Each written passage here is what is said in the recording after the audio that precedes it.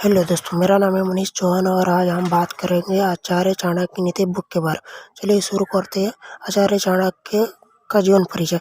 आचार्य चाणक्य भारतीय राजनीति के ऐसे दार्शनिक, उपदेष्टा एवं संस्कृत साहित्य के मधुर कवि विद्वान हुए जिनका कोई जोड़ नहीं था। उनका नाम विष्णुगुप्त बताया जाता है। उनके पिता का नाम चाणक्य था। चाणक्य स्वयं संस्कृत साहित्य के महान विद्वान थे। पिता के नाम के कारण ही उन्हें चाणक्य कहा जाने लगा।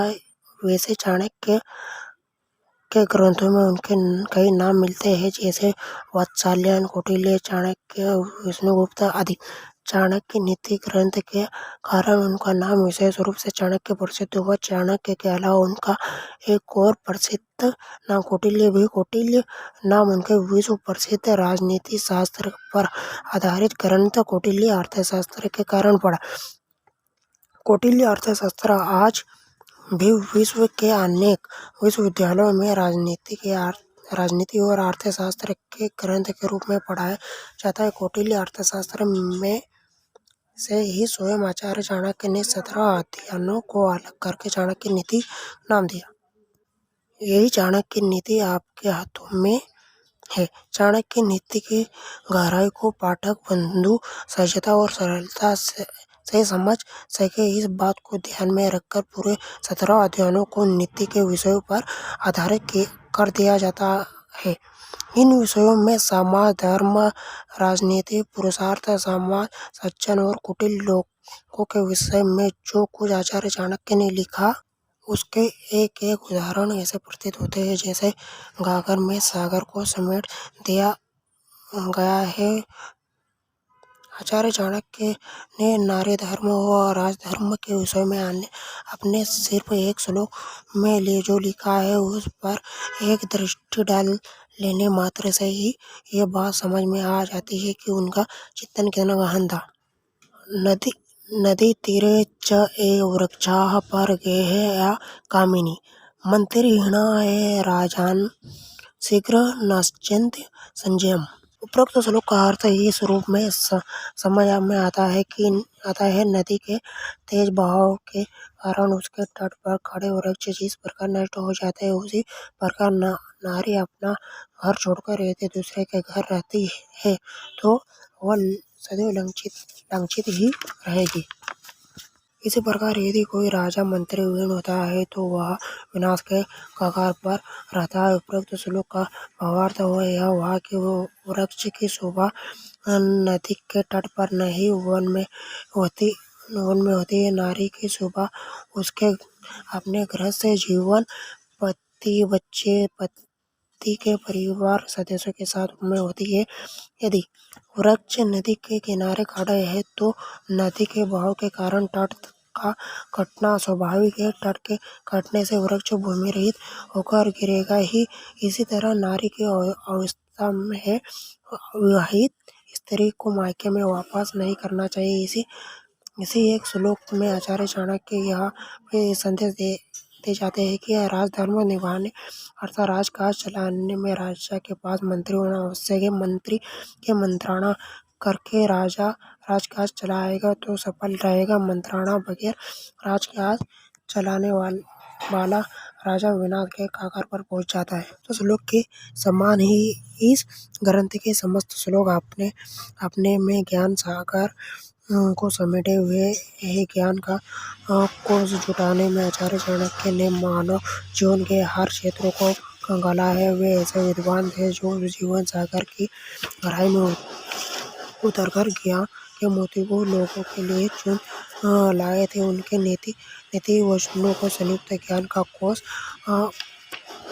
हर सांसारिक विषय को होकर है। मानव जीवन का कोई भी पहलू ऐसा नहीं है जिसे आचार्य चाणक्य ने छुए बगैर छोड़ दिया हो। आचार्य चाणक्य का जन्म जिस तरह भारतीय साहित्य के प्राचीन मानसियों के जीवन काल के बारे में एकदम सही जानकारी उपलब्ध नहीं होती, उनके जन्म काल की जानकारी के लिए उस काल के राजा और राजव्यवस्था को आधार बनाकर उनके जन्म काल का समय निश्चय किया जाता है। ठीक यही बात आचार्य चाणक्य के विषय में भी है। उनका जन्म अनुमानित 2400 वर्ष पूर्व हुआ था वे नालंदा विश्वविद्यालय में आचार्य थे। उनके युवा काल में नंद वंश का शासन था। नंद वंश के 9वें शासक महानंद के शासन का विनाश कर उन्होंने महानंद के दासी मौर्य से उत्पन्न पुत्र चंद्रगुप्त मौर्य को मगध के राज शासन पर आसीन किया था।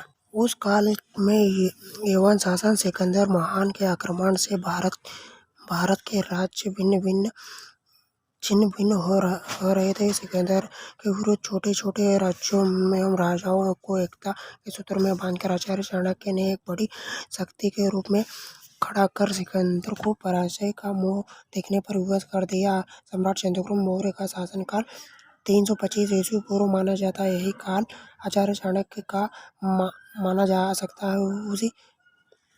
उस समय आचार्य चाणक्य की आयु प्रौढ़ अवस्था को प्राप्त हो चुकी थी। प्रौढ़ अवस्था को प्राप्त व्यक्ति ही इतना दूरदर्शी ज्ञानी संयमी हो सकता है कि नए राज्य स्थापना की युक्ति सोच सके, किसी विदेश आतताई आक्रमणकारी से देश की रक्षा कर सके। इस तरह आचार्य चाणक्य की आयु को यदि उस समय 40 वर्ष मान लिया जाए तो आयु 40 वर्ष ईसा पूर्व 325 तथा ईस्वी 2005 ये सब मिलाकर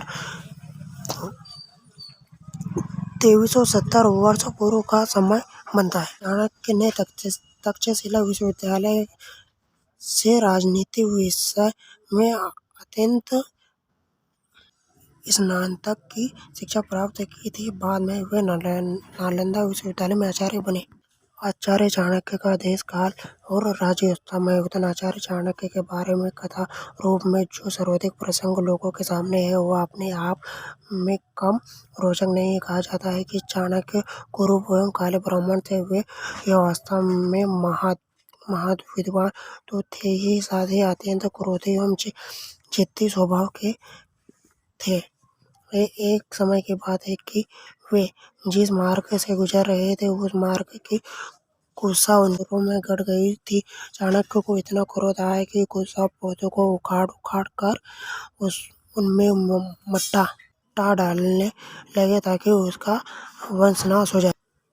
चाणक्य जब ऐसा कर रहे थे तो संयोग से उसी समय उसी मार्ग से मगध नरेश महानंद का सेनापति सकटार राजा के पिता के भोज के लिए ब्राह्मणों की खोज में निकला हुआ था। उसने काले कल्लूटे कुरूप ब्राह्मण को कुशाकों की झाड़ खोद कर उसमें मट्टा भरते हुए देखा तो कुतूहल में उसके पास गया। परिचय जानकर उसने चाणक्य के सामने यथोचित सम्मान दर्शाया। उसने उस ब्राह्मण में इस बात का गुण देख लिया कि यदि वह किसी राजा के प्रति भी कुपित हो गया तो उसका वंशनाश कर सकता है। बेशक सेनापति सकटार राजा महानंद की सेवा में था, वह महानंद से अपमानित होकर मन ही मन बुरी तरह क्षोभ में भरा हुआ था। सकटार महानंद से पहले से ही क्रोध में था और सकटार महानंद से अपना बदला लेना चाहता था। राजा ने सकटार को कारागार का कुछ वर्ष जीवन बिताकर मुक्त किया था, मगर उसके मन से राजा के प्रति बैर का भाव न गया। सकटार ने योजनाबद्ध रूप से जिद्दी क्रूर ब्राह्मण रूपी चाणक्य को राजा के भोज के लिए आमंत्रित किया। राजमहल में भोज के अवसर पर उसकी विविधता के कारण अगली पंक्ति में बैठाया गया। बैठने के लिए ऐसा स्थान दिया जहाँ से राजा का गुजर हो तो कुरूप ब्राह्मण चाणक्य पर नजर पड़े बगैर न रहे। सकटार की युक्ति काम आई। राजा महानंद जैसे ही चाणक्य के सामने से गुजरा उसके कुरूपता को देखकर अपने स्वभाव को वंश अनायास ही बिगाड़ उठा। चीखकर कहा कि उसे वहाँ किसने बैठाया। दरबारियों ने बताने के बाद भी वह महापंडित चाणक्य के पुत्र विद्वान ब्राह्मण चाणक्य महानंद का क्रोध शांत न पड़ा। चाणक्य को अपमानित करके वहाँ से निकल जाने का आदेश दिया। चाणक्य क्रोध रौद्र रूप धारण कर गए। सार्वजनिक अपमान चाणक्य के लिए आसान ही था। उसने भरे दरबार में अपनी शिखा खोलकर सबके सामने प्रण लिया कि जब तक वह नंद वंश का नाश न कर डाले अपनी शिखा न बांधेगा। जठर गर्भवती से मां बन चुकी थी। चंद्रगुप्त मौर्य की माता मूरा तथा कुछ अन्य महानंद के सताए हुए अपमानित किए गए लोग चाणक्य के साथ एकजुट हो गए। चंद्रगुप्त मौर्य को वर्षों के प्रयास के बाद उसके उसके मुकाम तक पहुंचाने के लिए राजनीति के सतरंगी चाल बिछाई गई ताकि उसके हाथों महानंद की पराजय कराकर नंद वंश का नाश कराया जा सके। वह वही जिसकी रूपरेखा चाणक्य, सकटार और मूरा द्वारा तैयार हो चुकी थी। चंद्रगुप्त मौर्य ने महानंद की सेना में भर्ती होकर सेना में विद्रोह फैलाया। विद्रोही सेना के हाथों महानंद की सेना को पराजय का मुंह देखना पड़ा। महानंद गिरफ्तार होकर चाणक्य के कदमों में लाकर डाला गया। चाणक्य ने उसके वध का आदेश देकर अपने प्रण को पूरा किया, शिखा बांधी और चंद्रगुप्त मौर्य को मगध राज्य पर सिंहासनारूढ़ किया। चंद्रगुप्त मौर्य प्रधानमंत्री बनकर स्वयं कुटिया में रहकर चंद्रगुप्त मौर्य की राजव्यवस्था संभालने में सहायता की, एक बड़े साम्राज्य की स्थापना कराई और उसी काल में सिकंदर जैसे योद्धा को पराजय का मुंह देखने पर मजबूर होना पड़ा। ऐसा थे आचार्य चाणक्य के विषय में चीनी यात्री बयान ने जो कुछ लिखा है वह अपने आप में चाणक्य के जीवन और उस काल की व्यवस्था का दर्पण बयान ने लिखा है। जहाँ का प्रधानमंत्री साधारण कुटिया में रहता है वहाँ के निवासी भवनों में निवास करते हैं और जिस देश का प्रधानमंत्री राज्य प्रासादों में रहता है वहाँ की सामान्य जनता झोपड़ों में रहती है। ऐसे तेजस्वी, ज्ञानी, त्यागी और युग प्रवर्तक चाणक्य का यह ग्रंथ चाणक्य नीति आपके लिए जीवन में पग पग पर मार्गदर्शन बनाएगा। इस विश्वास के साथ